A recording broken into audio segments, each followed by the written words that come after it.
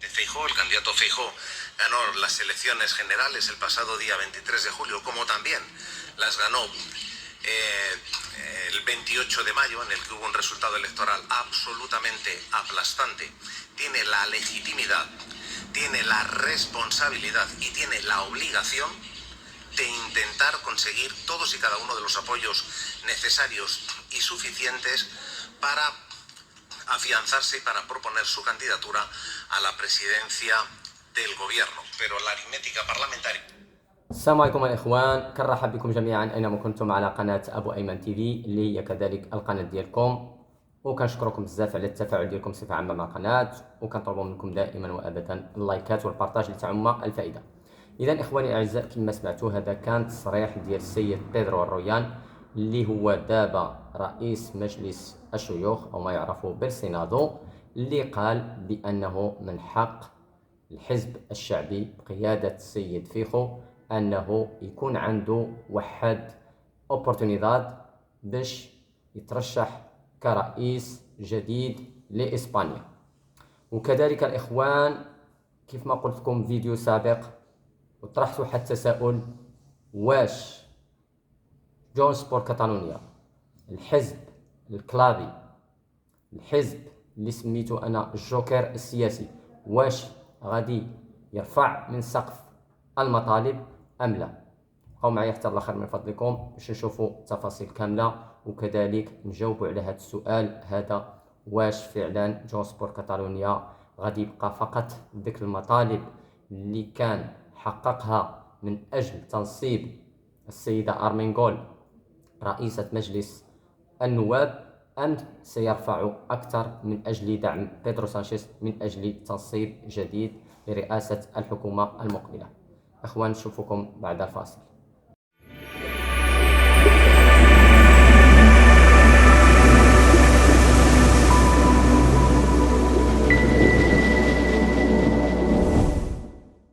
السلام عليكم الإخوان، كنرحب بكم من جديد. نعم، كما سمعتوا في البداية كان هذا تصريح ديال السيد بيدرو رويان اللي هو دابا رئيس مجلس الشيوخ السينادو اللي كينتمي للحزب الشعبي. قال انه من حقهم، من حق الحزب ديالو، من حق السيد فيخو انه يكون رئيس الحكومة المقبلة. هادشي هذا كامل فعلا دستوريا وقانونيا يعني دايز، لانه اي حزب كان عنده بوسيبيليداد انه يشكل الحكومه كتعطالو فرصه. لكن فعلا ان البوبولار هو اللي فاز باعلى نسبه ديال التصويت في الانتخابات ديال 23 يوليوز. لكن الاخوان، القانون كيقول بان ماشي الفائز هو اللي كيدوز اوتوماتيكامنت باش يتنصب رئيس الحكومه، لا، كاينه امور باسو باسو عاد تقدر توصل لمنصب رئيس الحكومه. شنو هي هاد باسو باسو؟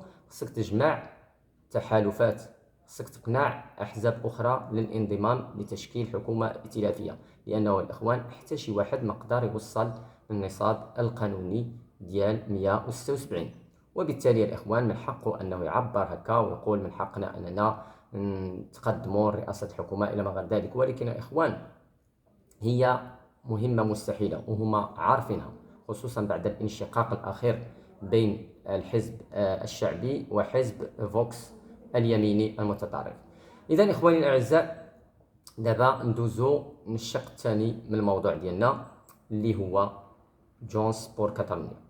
هذا الحزب هذا ديال جونس بور كاتالونيا، معا من أجل كاتالونيا، اللي كيف ما قلنا سابقا أنه كيملك المفاتيح ديال تسهيل تنصيب رئيس الحكومة المقبل، وكذلك سميته أنا منذ البداية الجوكر السياسي ديال النتائج ديال الانتخابات ديال 23 يوليوز. نعم الإخوان، وطرحت واحد السؤال فيديو سابق، قلت: واش جونس بور كاتالونيا غيبقى فقط في المطالب ديالو اللي داروا واحد الباكتو مع سوسياليستاس باش يسهلوا التنصيب ديال ارمينغول كرئيسة البرلمان، او غادي يرفع من السقف ديال المطالب من اجل تنصيب رئيس الحكومة المقبل؟ هنا الاخوان كما كتشوفوا معايا في العنوان، جونس enfría la investidura de Pedro Sánchez y presiona ahora con el referéndum. يعني أن جونس بور كاتالونيا فعلا رفع من سقف المطالب وبقى كيضغط من أجل تقرير المصير، أو ما يعرف بالاستفتاء من أجل تقرير المصير، الريفرندوم. إذا إخواني الأعزاء، من هنا يتبين أن جونس بور كاتالونيا رفع من المطالب ديالو من أجل تحقيق الهدف ديالو اللي ضغط منذ البداية، ألا وهو الريفرندوم، أمنيستيا، وكذلك الإخوان في الشق الاقتصادي الديفيسيت فيسكال، أو ما يعرفوا داكشي ديال أفندا بروبيا ديال كاتالونيا إلى ما غير ذلك. إذا إخواني الأعزاء، هنا كما كتشوفوا معايا المقال شوية طويل، غادي نحاولوا ما أمكن نكونوا معكم يعني خفاف، ونحاولوا ما أمكن نقول لكم أهم ما جاء في هذا المقال. هنا كيقول لك ودي مريم نوغراس تفصيل اتفاق الطاولة ديال الكونغريسو ومع يعني تنصيب محتمل ديال المرشح الاشتراكي اللي هو السيد بيدرو سانشيز. هنا معا من أجل كاتالونيا، يعني جونس بور كاتالونيا تزيد المزيد بعد الموافقة على التصويت لصالح نائبة الحزب اللي هي فرانسينا أرمينغول كرئيسة لطاولة الكونغرس، حيث بدأت التزاما من الاشتراكيين لاستكشاف قانون عفو فيما يتعلق بعملية الاستقلال، يعني أمنيستيا.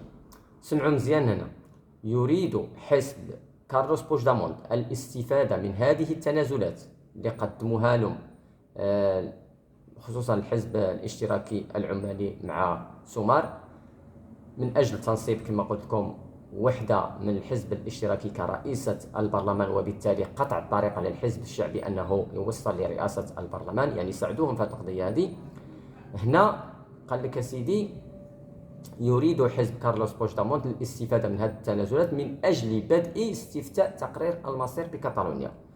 هنا قال لك أوضحت المتحدثة باسم جونس بور كاتالونيا في الكونغرس مريم نوغراس أنه لا يزال هناك الكثير مما يتعين التفاوض عليه، وأن حزبها سيكون شديد الدقة بشأن الاتفاقات المحتملة المتعلقة بكل من العفو والاستفتاء. يجب دابا إريك اللي هو اسكيردا روبوبليكانا الحزب الآخر قال لك هذاك شنو كيقول؟ يجب اكتشاف الصياغ في الدستور. هنا الإخوان كنت قلت في فيديو سابق بأن هذه المسألة ديال الريفيرندوم ماشي باليد ديال السيد بيدرو سانشيز، وهذا الشيء هذا كارلوس بوجدامونت كيعرفوا، الزعماء السياسيين كاملين كيعرفوا هذه القضية، هو شأن دستوري ديال إسبانيا، وبالتالي لا بيدرو سانشيز ولا أي واحد يقدر يغير شي فقرة ولا شي مادة في الدستور الإسباني من أجل سواد العيون شي واحد آخر. هذا الشيء هذا راه كيعرفوه وحتى شي واحد ما يقدر. شنو هو؟ كاينه قانونيا انك باش تبدل واحد الفقره ولا واحد الماده في الدستور الاسباني خصك تجمع ثلثين من البرلمان وتصوت عليه، عاد تقدر تغير شي ماده او شي فقره في الدستور. وبالتالي هذه عاوتاني كذلك هم يدركون انها مهمه مستحيله، لان احزاب مثلا المؤيده من هذا الاستفتاء ما يمكنش يجمع الثلثين، مستحيل. اذا السيد بيدرو سانشيز عيرمي لهم الكره في الشباك ديالهم، غيقول لهم الا جمعتوا الثلثين شنو غادي ندير لكم انا؟ هذيك المساله ما كتعلقش بيا انا كحزب او لا كحكومه ولا كرئيس حكومه مقبل او لا شي حاجه. اذا الامور هنا محسومه. اذا في عادي انا كنظن الاخوان بان جونس بور كاتالونيا كيرفع من سقف المطالب بزاف باش ياخذ القليل. يعني ربما ديك القضيه ديال الامنيستيا يقدر يكون فيها شي تفاوض، يقدر يجبروا شي صياغ قانونيه باش يقدروا مثلا يوصلون هذه القضيه ديال العفو، ولكن المساله قضائيه، مساله كتعلق بالقضاء الاسباني اللي هو مستقل. اذا الاخوان انا كنشوف كما قلت بان الطريق ليس مفروشا بالورود الى لا مونكلوا. قلناها في البدايه، غادي تكون ألغام سياسية في الطريق.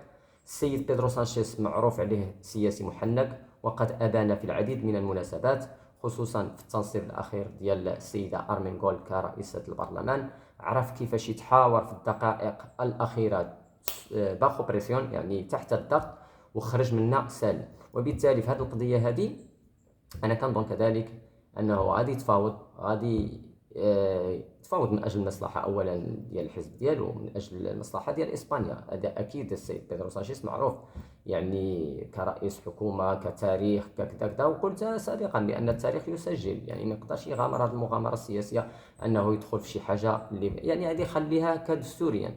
وبالتالي كنظن الإخوان ما نعرف يعني حتى شي واحد ما يقدر يتوقع، لكن نتوما شفتوا هذا التصريح ديال جونس بور كاتالونيا. نصي انا كنقول يعني الاحتمال ديالي انهم الريفرندوم غادي يخليوه. القضيه ديال امنيستيا تقدر كما قلنا سياق قانونيه اخرى. القضيه ديال الشكل الاقتصادي، وشفتو تا إريك يعني ديال اسكيردا ريبوبليكانا قال لك خصنا سياق دستوريه، يعني لمحنا هذه القضيه.